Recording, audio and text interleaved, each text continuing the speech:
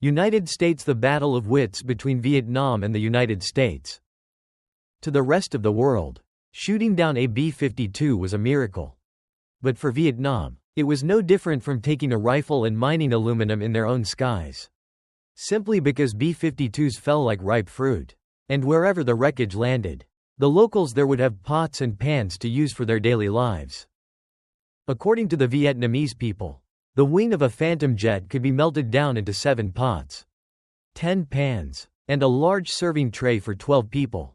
That's perhaps the clearest proof of Vietnam's greatness.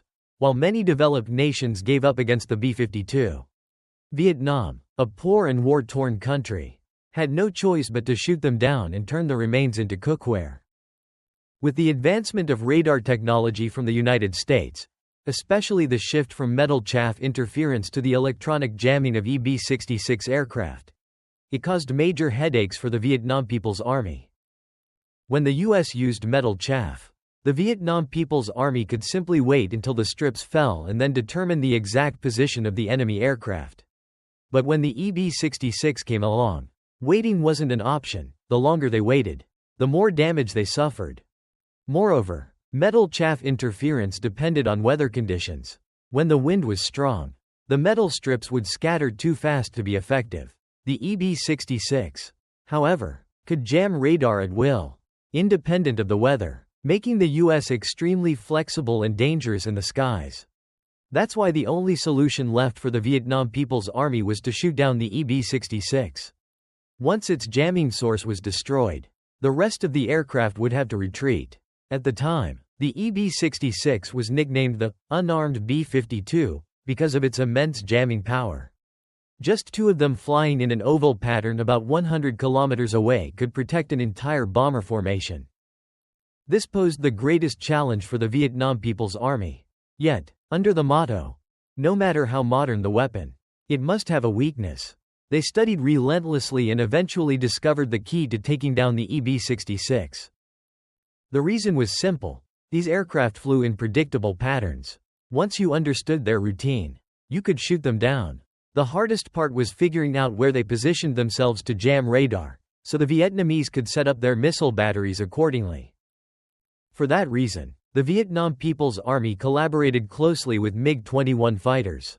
Thanks to the MiG's agility, the B-56s became almost useless. When the U.S. realized their jamming planes were being shot down and their numbers dwindling, they had to pull the B-56s farther away from the bomber formations. This left the remaining aircraft vulnerable, without the shield of the B-56. No pilot dared to dance in the sky. In the early days, every U.S. bombing mission was jokingly called a milk run. But now, with the combat prowess of the Vietnam People's Army, American pilots learned that every takeoff meant flying toward death. By 1965–1966, the U.S. feared Vietnam's SAM-2 missiles deeply and had almost no way to counter them. Yet, determined to reclaim honor and armed with vast military resources, the U.S. was desperate to learn the inner workings of the SAM-2 system. Once they understood its mechanism, they knew they could find a way to defeat it. At that time, the U.S. came up with some bold ideas, like using helicopters to steal a SAM radar system, or bribing Soviet allies for intel. But the secret of the SAM-2 was only revealed when Israel fought Egypt. Egypt, heavily supplied by the Soviet Union with SAM-2 missiles and MiG-21 jets, was confident it could dominate the skies. With the backing of the Arab League, Egyptian pilots grew arrogant, taunting Israel by flying their MiGs around the Dimona nuclear plant, the heart and soul of Israel's ultimate defense weapon. Terrified that Egypt might mount a surprise attack or expose Dimona's weak points through aerial photography, Israel launched a sudden preemptive strike. Using low-flying aircraft to evade SAM radar, they completely caught Egypt off guard. Egypt's forces panicked and fled, leaving behind vast stockpiles of weapons, including intact SAM-2 missiles. For the United States, which had been desperately searching for even scrap parts of the SAM-2 to study, this was like a drowning man finding a rope. Israel's discovery became America's breakthrough. Because of Egypt's arrogance and unpreparedness, Vietnam now faced new challenges. With complete SAM-2 systems in hand, The U.S. studied their radar operations and eventually learned how to jam them, a tactic that the Vietnam People's Army only discovered much later. To put it simply, whenever a SAM missile was launched, it had to report its position back to the radar control station. But now, the U.S. had found a way to disrupt that communication. Even when the missile transmitted data, the radar operator back at the control center couldn't hear the signal, and therefore couldn't guide it toward the target. This caused the missiles to lose direction and crash into civilian areas, setting homes ablaze. Back then, local villagers could tell whether the Vietnam People's Army hit their target just by looking at the smoke trails.